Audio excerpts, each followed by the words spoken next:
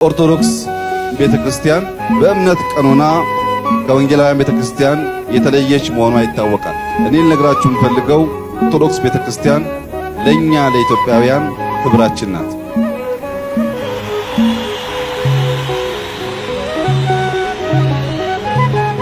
በሄድንበት ሀገር ደረታችን ነፍተን 1000 ዓመት የቆየ ቸርች አለን እንላለን። ትገርማላችሁ እንዴት 700 ዓመት 1000 ዓመት 2000 ዓመት ቤተክርስቲያን ኖራችሁ ብለው ይደነቃሉ። እኛ ግን እዚያ አናከብራትም ብቻ ሳይሆን የፖለቲካ አጀንዳችን የዘር አጀንዳችን መጠቀሚያ እናደርጋለን።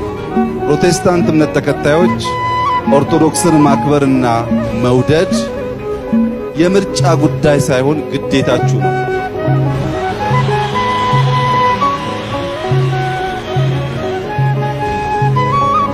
እቺ ቤተክርስቲያን በኢትዮጵያ ውስጥ ትልቅ አሻራ ኖራለች።